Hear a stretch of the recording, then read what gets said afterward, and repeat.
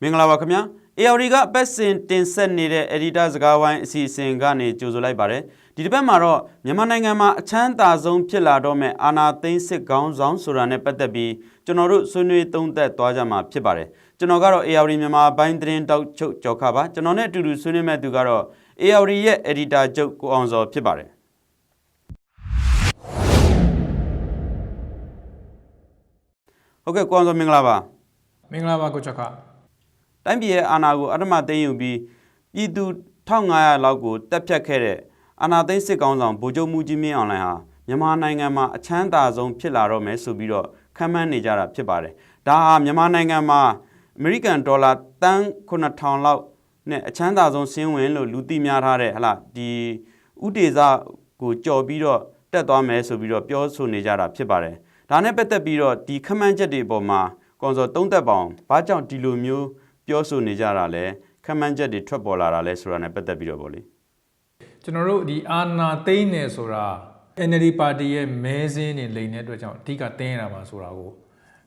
အာဏာသိမ်းစစ်ကောင်ဆောင်ဗိုလ်ချုပ်မှုကြီးမင်းအောင်လှိုင်ကနေပြီးတော့မကြာခဏဆိုသလိုထုတ်ဖော်ပြောကြားခဲ့တာကျွန်တော်တွေ့ပြီးသားဖြစ်ပါတယ်ဒါပေမဲ့အခုအာဏာသိမ်းပြီးလို့တစ်နှစ်ပြည့်တော့မယ်အချိန်မှာနိုင်ငံတကာတွေမီဒီယာတွေကနေပြီးတော့အဓိက focus ထားပြီးတော့အလေးထားပြီးတော့ရေးနေတာတွေကဘာတွေလဲဆိုရင်ဗိုလ်ချုပ်မှုကြီးမင်းအောင်လှိုင်ဗိုလ်ချုပ်ကြီးမင်းအောင်လှိုင်နဲ့သူ့မိသားစုရဲ့စီးပွားရေးတောင်းကျမ်းတဲ့သတင်းတွေကိုကျွန်တော်တို့အများစုတွေ့ရတာဖြစ်ပါတယ်အဲ့ဒါကြောင့်2021 match လကစပြီး American နိုင်ငံနဲ့ EU ဖွဲ့ဝင်နိုင်ငံတွေကနေပြီးတော့ဗိုလ်ချုပ်ကြီးမင်းအောင်လှိုင်နဲ့သူ့မိသားစုကို sanction လို့ခေါ်တဲ့စီးပွားရေးပိတ်ဆို့မှုတွေဒဏ်ခတ်ပိတ်ဆို့မှုတွေစတင်လုပ်ခဲ့တာကိုကျွန်တော်တွေ့ရပါတယ်ဆိုတော့ပြန်ကြည့်မယ်ဆိုရင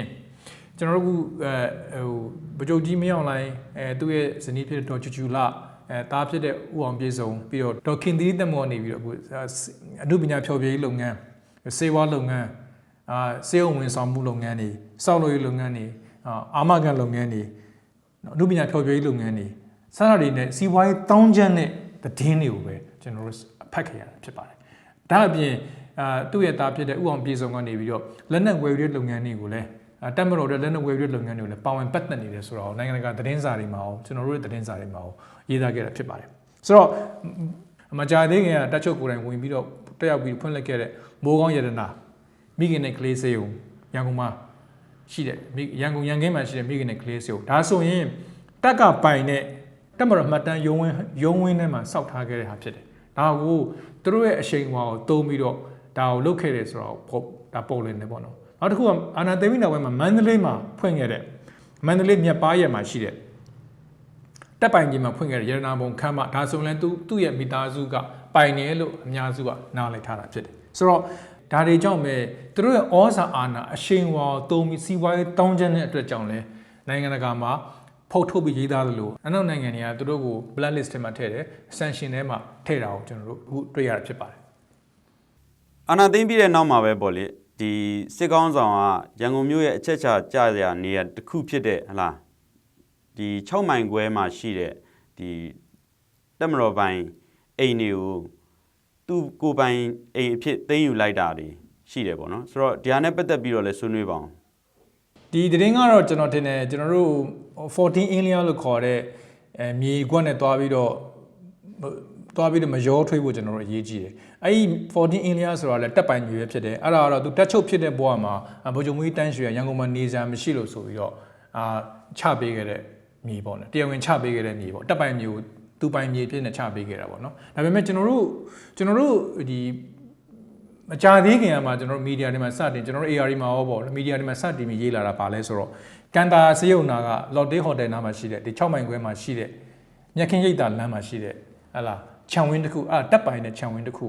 ကိုတက်ချုပ်မိသားစု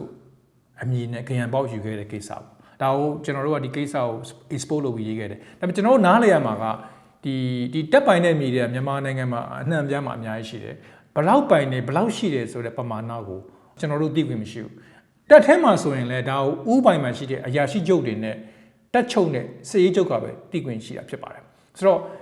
ဗိုလ်ချုပ်ကြီးမင်းအောင်လှိုင်အနေနဲ့တက်ချုပ်ဖြစ်လာတဲ့အချိန်ကစပြီးတော့သူကဒီမြေခွက်တွေအကုန်လုံးသူကဝင်တောင်းပြီးကြီးခွင့်ရှိတယ်တောင်းပြီးကြီးခွင့်ရှိတဲ့အပြင်သူကဘာလုပ်လဲဆိုတော့ဒါတွေအကုန်လုံးသူကိုယ်တိုင်စီမံခန့်ခွဲတဲ့သဘောကျွန်တော်ပြောရတာပေါ့အဲ့တော့ကျွန်တော်တို့အရင်ကရှိတာတက်ကနေမြေသိမ်းတာဆိုတာရှိတယ် တက်ကနေမြေသိမ်းတဲ့ကိစ္စတွေကျွန်တော်တို့အများကြီးရှိခဲ့ဘူးဒါပေမဲ့အခုဖြစ်နေတာကတက်မြေကိုတက်ချုပ်ကနေပြန်သိမ်းတဲ့ကိစ္စဖြစ်သွားတာဒါတက်ထဲမှာရှိတဲ့အရာရှိအရာခံတွေစစ်တီတွေသိမယ်ဆိုရင်ဒါအကြီးဆုံးအာဒီလိုက်စားမှုတစ်ခုဖြစ်တယ်သူ့အာနာတိုမီတက်ပိုင်မျိုးသူ့ကိုယ်ပိုင်မျိုးလုပ်တယ်ဆိုတဲ့ဟာပေါ့နော်ဒီဟာကိုလည်းဒီမြခိုင်တာလန်းဆိုရင်လည်းဒီအင်အားကန်ဆက်မှာရှိတဲ့မြေပေါ့အင်အားကန်ဆက်မှာရှိတဲ့မြေတွေဘယ်သူပိုင်လဲဆိုရင်ပြောရင်မြန်မာနိုင်ငံမှာရှိတဲ့ခရိုနီတွေပိုင်တယ်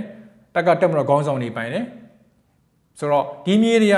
မြန်မာနိုင်ငံမှာရှိတဲ့မြေပေါက်ဈေးနဲ့ဆိုရင်တော့မှဒေါ်လာတန်းနဲ့ချီတဲ့မြေခွက်တွေဖြစ်ပါတယ်ဟိုအရင်ခေတ်ကဆိုရင်ဦးနေဝင်း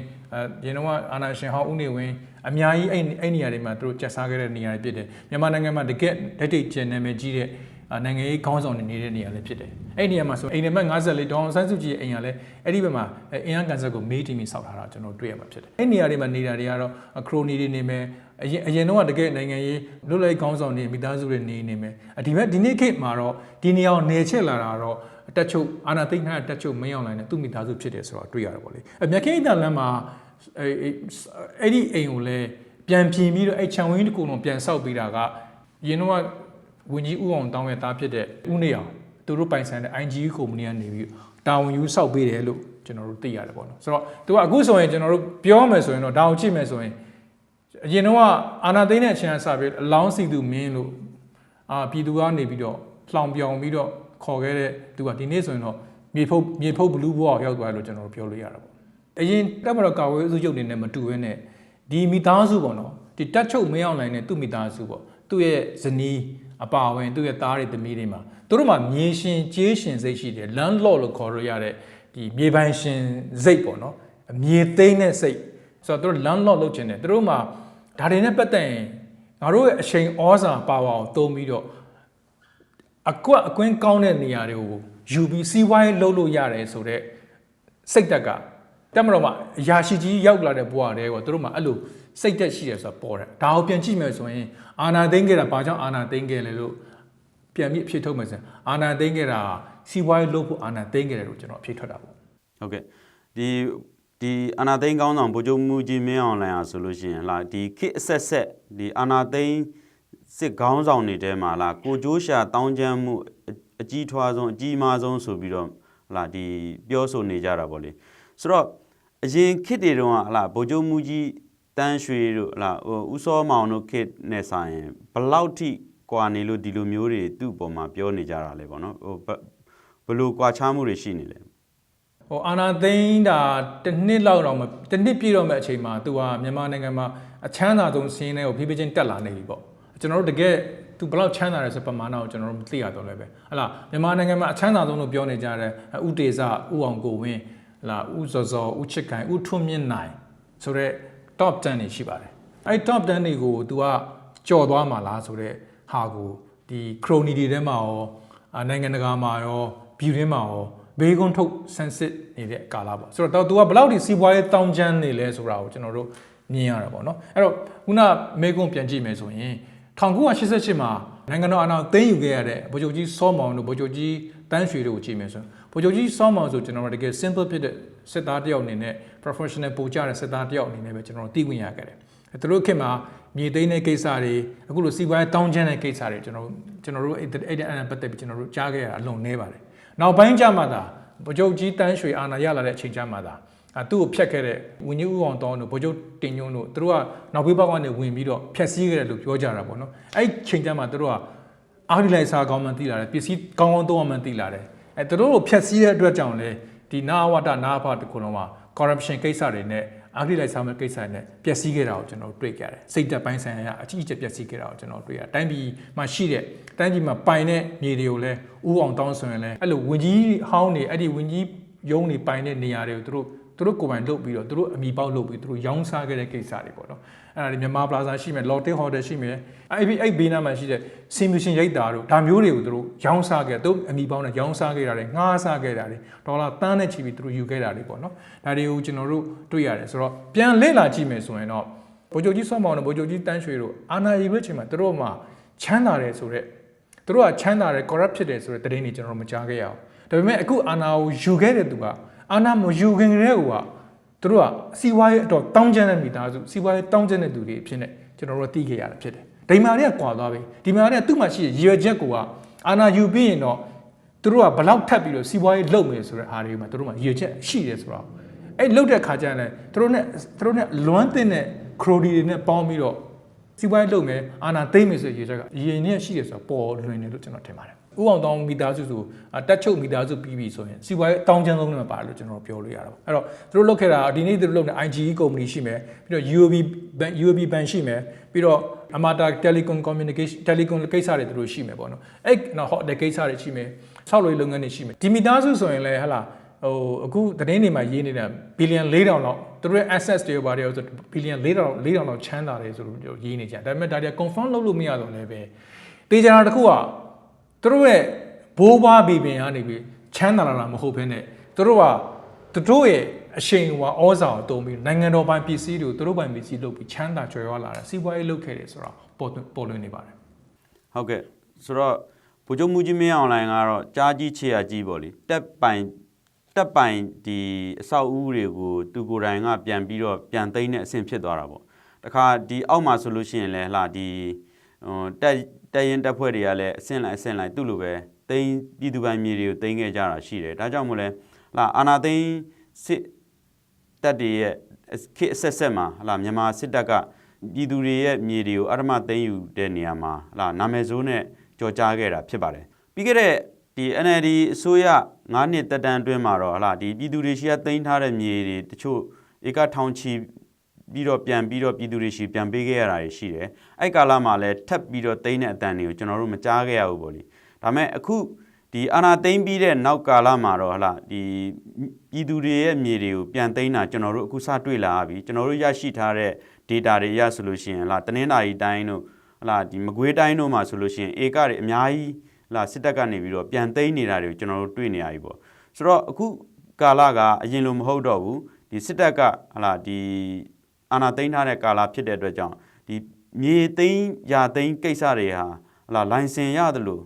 ့ဒီလှုပ်ချင်တိုင်းလှုပ်တော့မယ်အနေထားဖြစ်လာမယ်လို့များမြင်မိလားဘယ်လောက်ထိစိုးစိုးအားဖြစ်နိုင်တယ်လို့များသုံးသပ်မိလဲကောနော်ဟုတ်ကဲ့ဒီနေ့မပြည့်ခင်မှာပဲမြေသိမ်းရတဲ့ကိစ္စတွေပြန်ပေါ်လာတာအလွန်စိုးရိမ်စရာကောင်းတယ်လို့ကျွန်တော်တို့ပြောလို့ရတယ်နံပါတ်1နံပါတ်2ကတော့ကျွန်တော်တို့ဒီသမ္မတကြီးဦးသိန်းစိန်လက်ထက်ကလေးက land reform ဆိုတော့ကျွန်တော်တို့ land reform ဆိုတော့အစိုးရကလုပ်ဖို့စ조사ခဲ့တာရှိတယ်2012ပေါ့နော်။ဘာကြောင့်လဲဆို